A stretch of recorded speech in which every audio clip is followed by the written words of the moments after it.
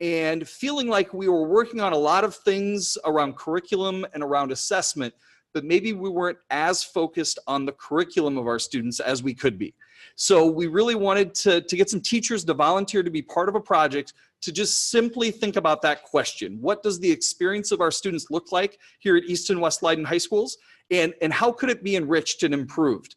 And how maybe could it make more sense to our students? So what we did is we actually presented to all of our staff at both schools, and we asked 8 of those staff members to volunteer to be part of this group. So we had several applications come in, and we actually used, some of you might be familiar with Innovator's Mindset from George Couros. We used the original blog that he wrote that set up the book that he later wrote and has become a very popular book amongst educators. And we used his mindsets to try to match up the best team of teachers that we could find.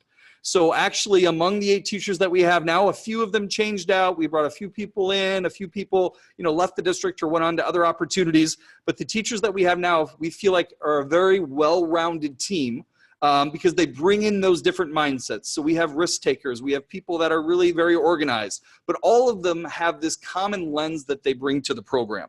And a big part of that lens is design thinking.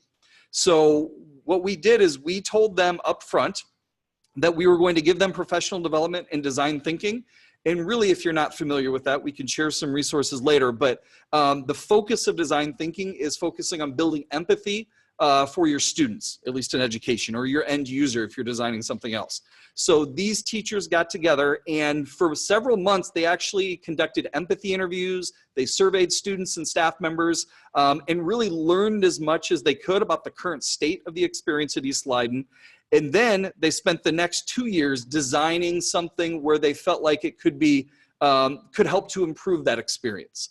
And so the kind of the interesting thing about this incubator that we put together is we didn't give them an ultimate goal. We didn't say we wanted you to design a new program for our freshmen. We just asked them to look at that question. But what they came up with, and in a second here, I'm going to introduce one of those teachers to tell you a little bit more about it. They came up with our Co.Lab experience. So the end result was by examining through design thinking, through going through a lot of brainstorming and iterations of design, they ended up designing an interdisciplinary program, which you're going to hear more about now. So I'd like to bring up Amy Gorzinski, who teaches in the program at both East and West Leyden and has been part of the Innovation Incubator since its inception. Ms. Gorzinski.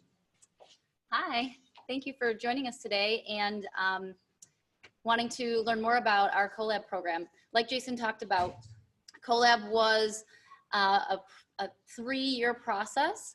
The first year just doing some brainstorming and conducting those empathy interviews.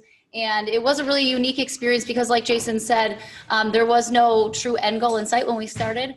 I think the cool part is that all of the teachers on the team walked away from that initial meeting and had different ideas of what they wanted to do with their time. But when we came back to the table to meet every month, we realized that a lot of the themes and a lot of the goals that we had as individuals all had a similar thread, and that's where Co.Lab came from. So Co.Lab is, like Jason said, an interdisciplinary program. It's designed for freshmen. And when we were at the table talking about this program, there were questions that were brought up, why not for seniors? Why did we choose freshmen? And the reason we chose freshmen is because we wanted to have that opportunity to talk to them when they were just starting high school, to help them build some of these soft skills and academic skills that would help carry them through not only their high school career, but their life beyond high school. And the other reason we chose freshmen is because freshmen have a set of required courses, unlike some of the other class, sophomores, juniors, and seniors. So the freshmen in Co.Lab are taking care of all of their graduation requirements. They are in an interdisciplinary environment, and we are doing project-based learning, and we are connecting English, biology, global studies, digital literacy, health, and PE. And so when students work together, a lot of these disciplines, as you know, already have commonalities, and there are these natural connections. So that made the teaching and learning environment that much more natural. We developed this vision for our students and for our program. And I don't know if it's on the screen right now, or Jason's going to put it up there in just a minute, so I won't read it to you. But the big piece of that vision is that we want our students to be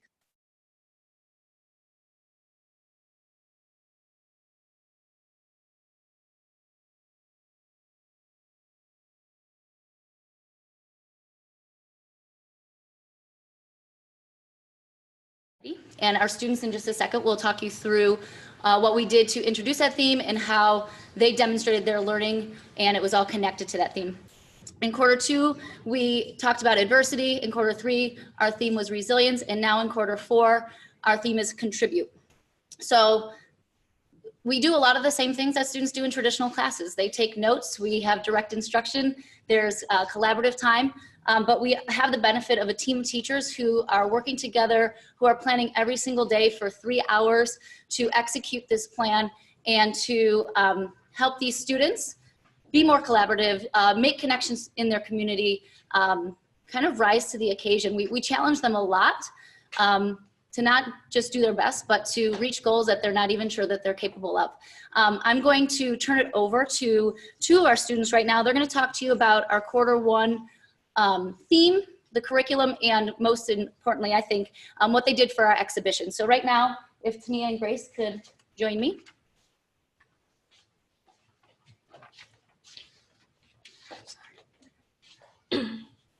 Hi, I'm Grace.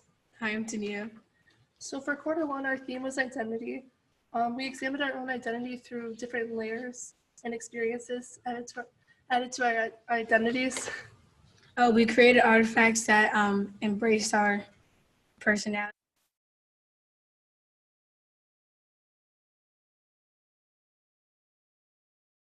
Culture and an about me paragraph.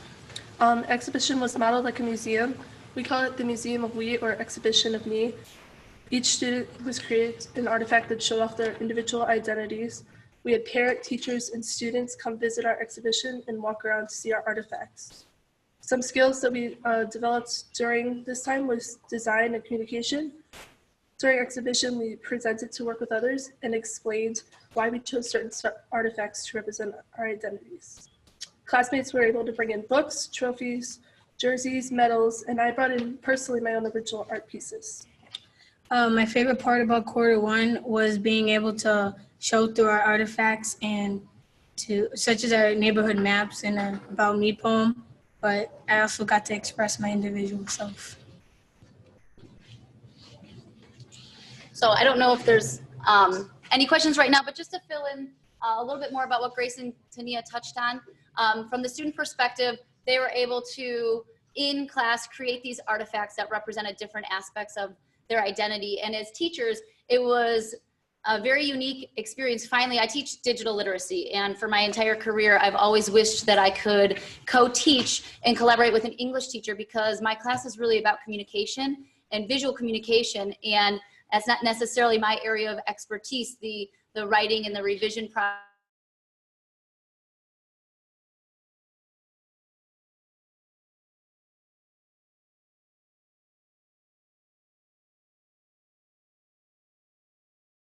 Right, Tania talked about their About Me poem. As we get them on Twitter, they create a digital portfolio, and finally having that English teacher to work with to help the students understand how do you write a piece and put it on a website that's going to draw in your audience, keep them engaged, and wanting them to learn more about you. That was a huge transformation for me and for my instruction. And in quarter one, kids were working on different artifacts that were content specific, but always bringing in those digital skills and English a lot to help them create those artifacts and do it, like I said, a level above what we're used to.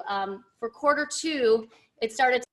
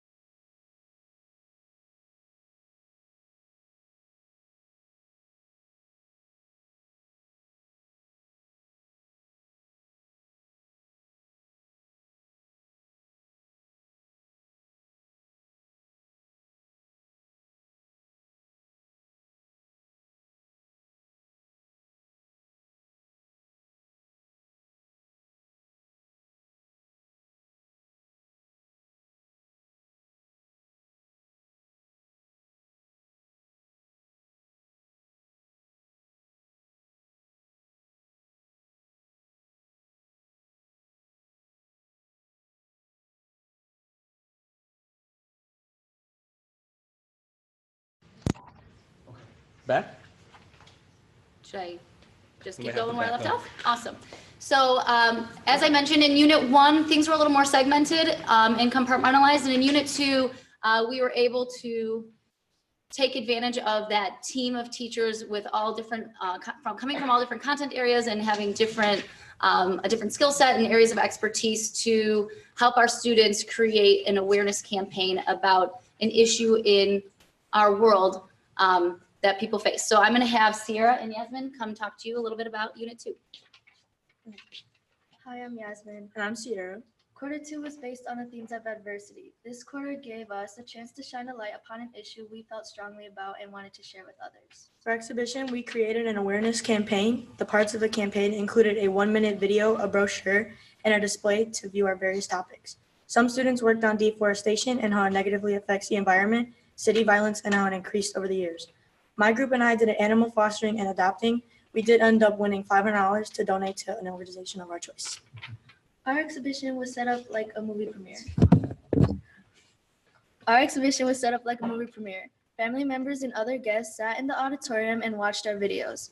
After all the videos have been played, we led our classrooms where our students were found standing next to a display of their campaign. We provided audience members with Co.Lab cash to vote for which video was most informing and important. Quarter 2 taught us how to produce a video that could inform an audience about a specific topic they might not have known before. I learned how to use sound effects to make viewers feel a specific emotion when watching a video. What I liked best about Quarter 2 was our creative freedom with our projects. We didn't have a specific enforcement on what our topic had to be and the layout of our video and display. Our main goals were to be able to communicate the idea clearly and properly. Thank you. I mentioned before this connection to the community, and in Unit 2 is truly where that connection to the community started to organically happen. Sierra mentioned that her group won a $500 award. At the film premiere, the audience voted on the video that they thought had the most impact on them, and then that group with the most votes received $500 to donate to the cause that supported the issue that they chose to raise awareness about. So that was our first taste of starting to build relationships in our community, and it took off from there. And you'll see in our Quarter 3 project just what I mean by that. So I'm going to ask Gus and Matthew to come up and talk a little bit about Unit 3. Our theme again was resilience.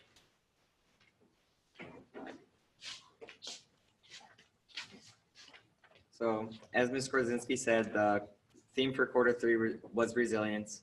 So resilience is basically just is being able to overcome an event or struggle that you don't really want to have to get over. We created 3 volumes of resilience magazines. Some of us interviewed people in the community who overcame adversity. Others researched challenges that less developed countries faced. And some of us researched organisms and how they adapt to their environments. We learned resilience is everywhere around us. And then Quarter 3's exhibition was up in our library, and we set up the 3 different magazines, as Gus said, in the different areas. We invited people in other classes and even in our community to come in and look at the magazines and talk to us about our work. We learned skills and practiced empathy and interviewing skills in research and revision. And I liked how for Quarter 3 we actually got to interact and learn more about our community through our interviews. Awesome. I think an important detail about Unit 3 is that while each student was part of one of the magazines, either the Global magazine, the Community magazine, or our Nature magazine, before they chose which magazine they wanted to work on, every student had to write a piece and do research in all 3 of those areas. So Matthew mentioned going out into the community and interviewing somebody. All students had to do that. So as we moved through the year, the level of inquiry started to, or continued to deepen. So now beyond just doing research online or doing more traditional research, they were going out into the community and conducting interviews and doing their own primary research, which was different for a lot of them. And I think for many, they were hesitant to start that process, but it became a very rewarding experience for all of them. And the crazy, cool thing about our exhibition is that because our students were writing articles about people in our community, we were able to invite them to come to our exhibition and see the labor of love that was these magazines. They were professionally printed, and we had a crew, a marketing team that went out into the community and asked local businesses if they wanted to advertise. And not only did they advertise in our magazines, but our students created some of those advertisements too. So they were getting some experiences that a typical freshman in high school doesn't necessarily get. To round out the discussion of our themes, I would like Yasmin to come back, and Eli, they're going to talk to you a little bit about quarter 4. Our theme for quarter 4 is contribute or contribution, and we're in the middle of that process right now, so they're going to fill you in on what we're doing. Hi, I'm Yasmin. I'm Elijah. The theme for this quarter of Co.Lab is contribution.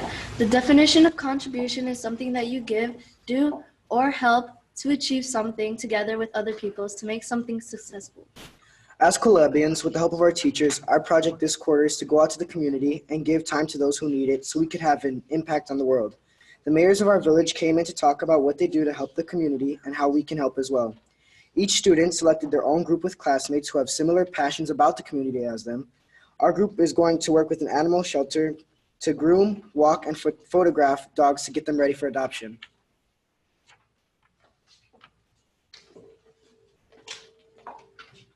So Eli and Yasmin mentioned our mayors coming in and talking to them. That was our project launch. So for this community action project, and going back to this idea of design thinking and wanting our students to gain empathy, even though they are residents of these communities and already have their own level of empathy by living in the community, we wanted them to get out there and talk to our leaders in the community about the needs and issues that are important to where, the place where we live. And it also gave the students an opportunity to share their voice and talk about the things in their communities that they care about and want to make sure that those leaders know about. I think we have a few questions. Megan O'Neill is one of the team members. She also travels between both campuses, and she's going to answer some of the questions. So I think one of the questions was regarding student voice, and if we were to do this again or change the team, if we would incorporate student voice. And I think it was kind of touched on in a couple different areas of how we use design thinking to build empathy. So in the very beginning of Co.Lab, when we were in between innovation incubators and Co.Lab, we already kind of incorporated student voice. All of the teachers went out into both campuses and interviewed a ton of students before even starting this project about what they want to see different about school. And that includes kind of the physical space of school and then also the types of work that they're doing to learn the skills. So we did that. And then we also reflect with students throughout each quarter project. We go back and forth with them about like what they liked about projects, what they didn't like about projects. So naturally, student voice is incorporated throughout all of Co.Lab. It really is essential to Co.Lab. I think there was another question about the community connection and how this can expand into other aspects of our school. I think that one of the biggest life lessons our students have learned through this experience is that they do have a voice. And part of our vision statement states that we want them to advocate for their learning. And part of that process is going outside of the 4 walls of our high school. And so while I think that in large part that community connection is the responsibility of the teachers and administrators in our district, I think that the freshman class, this inaugural Co.Lab class, has an understanding that there are people in the community that want to that do support our program and support them as students and parts of the community, and they feel more comfortable reaching out. I think I can identify who those people are. I think that they are more resourceful in being able to find those connections on their own. I think that's the beauty of this year process, is that as we are nearing the end of 4th quarter and ending with these community action projects, our students know what to do. They know how to take action. They know who to talk to or how to figure out who those people are. I think also the other people in this building, the other teachers and people who make, you know, our school go round, see what we're doing and are motivated as well to take on some of these ideas, and people are already doing that. It's happening. It has been happening for a long, long time in all of our departments. I think it exists. I think the hard part is finding out a way to make sure that people know, and that's not always, some of these efforts go, they don't go unnoticed, but it's just not always talked about overtly. So I don't know if I answered that question. I'm gonna have Eli come back, and he's gonna, and Miss O'Neill, and they're gonna continue fielding questions.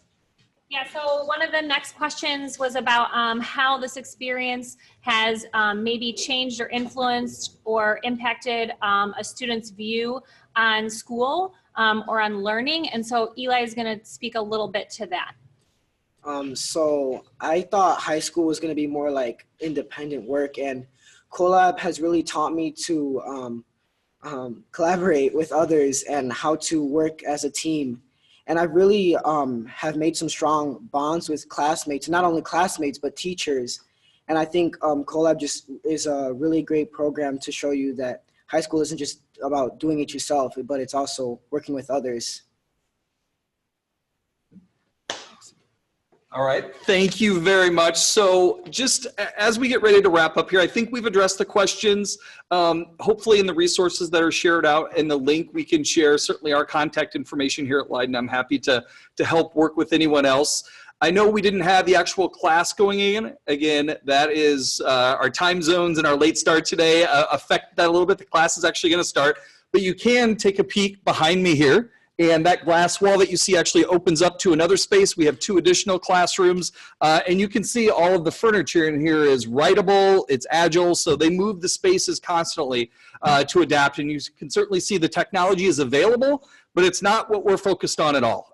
Really what we're focused on, again, is that student experience. So we wanna thank you for joining Co.Lab. I wanna thank Ms. Korzinski, Ms. O'Neill, all of the students, and I know they're in the background, but Ms. Stolarski, Ms. Kebechko, and Ms. Wind are other teachers in our Co.Lab program, and Mr. Fazulio, who isn't here today, he's at the West Campus. But all of them are really making some great things happen, and we look forward to seeing where the students take us. So thank you for joining us, and have a great day.